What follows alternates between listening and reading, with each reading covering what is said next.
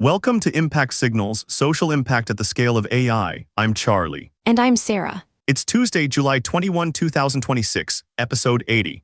Today, emergency health money on the move. The African Development Bank commits $13 million against the Ebola outbreak in the Democratic Republic of Congo, Uganda and South Sudan.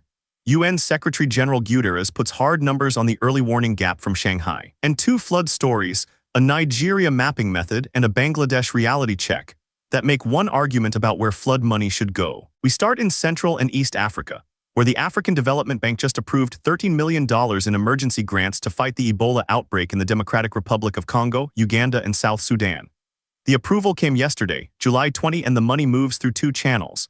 $10 million through the World Health Organization and $3 million through the Africa Centers for Disease Control and Prevention. What makes this significant is the strain. This is the Bundibugyo strain of Ebola, no approved vaccine, no specific treatment. That is why every funded line is classic epidemic control, early case diagnosis, epidemiological surveillance, community engagement, and regional coordination. Detection speed is the whole game. The outbreak was declared on May 15 centered in Ituri province, with North Kivu and South Kivu among the affected provinces.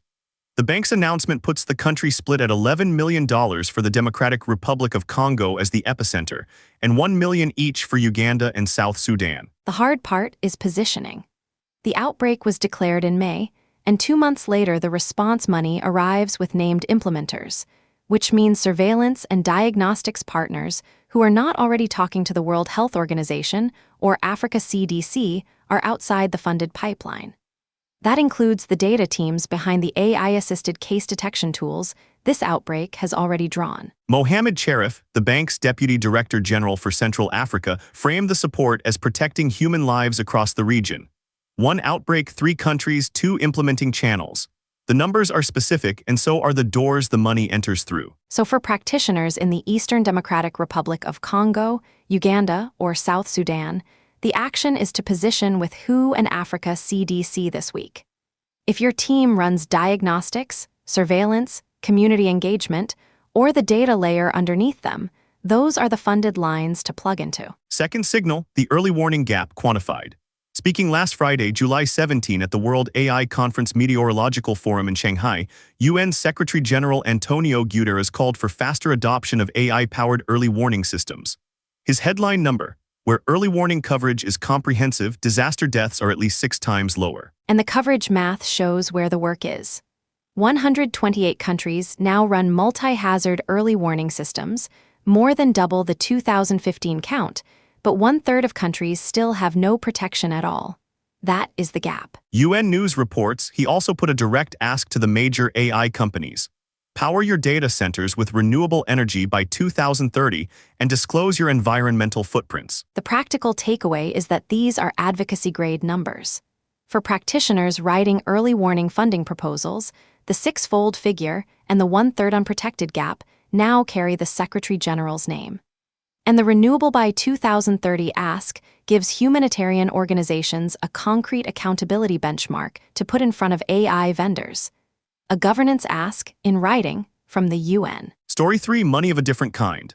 The Detroit News reported last Wednesday, July 15, that the expected public offerings of Anthropic and OpenAI are poised to mint a new generation of billionaire donors, and the nonprofit world is openly organizing to meet them. Coefficient Giving, a tech-backed philanthropy, has been convening discussions on how the sector should prepare, and DevEx picked the thread up yesterday, asking whether nonprofits are ready for AI money. What makes this significant is the window problem.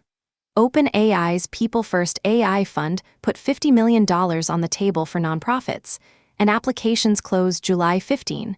Organizations without an AI donor strategy are finding out about windows like that after they shut. So treat AI Wealth Philanthropy as its own operational pipeline.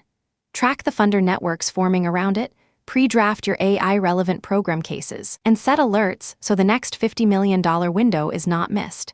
The preparation is cheap. From money to floodwater, 2 items this week make one argument from opposite ends. In Nigeria, a new preprint presents national-scale flood susceptibility mapping at 30-meter resolution, built entirely from open-access satellite data. And in Bangladesh, in the middle of severe flooding that arrived with very limited warning, an analysis in the Business Standard argues the country's problem is not a shortage of data. Take the Nigeria work first. The team compared 3 machine learning models: random forest, logistic regression, and linear discriminant analysis, and validated them against satellite-observed floods rather than ground gauges, because the sparse gauge network is exactly what defeats conventional flood modeling across much of West Africa. One caveat: it is a preprint, not yet peer-reviewed. The Bangladesh piece is the demand side.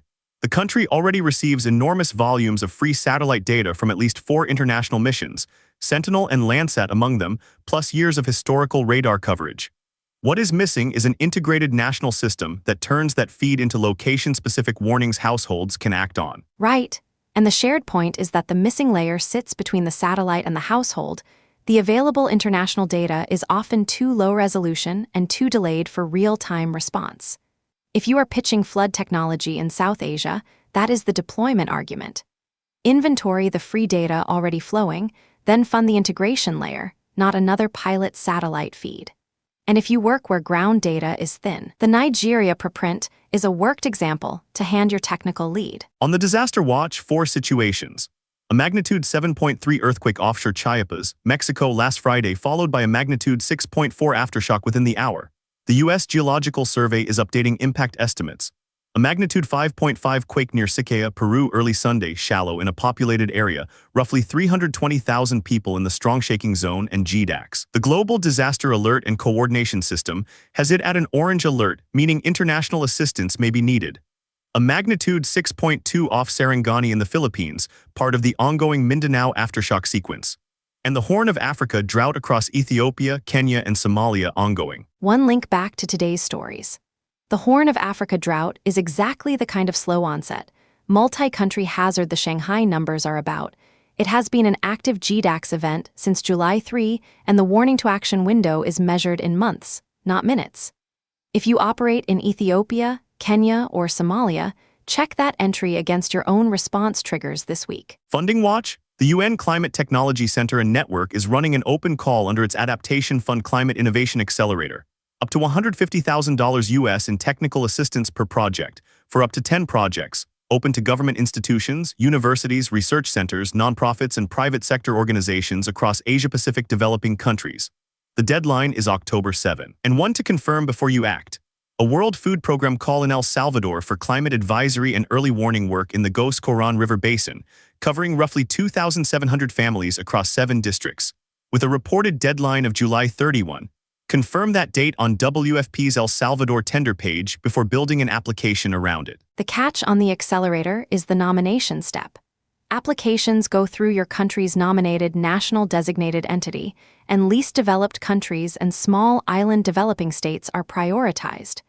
If that is your geography, October 7 leaves time to do it properly.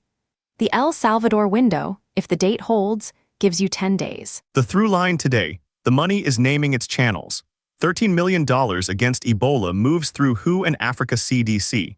Early warning advocacy now has UN-stamped numbers to cite, and the next wave of philanthropy is organizing itself before most of the sector has a strategy for it. So do the unglamorous positioning work now, with the 2 Ebola implementers if you are in the region, with the free satellite data already overhead, and with the AI wealth funders who have not finished forming yet.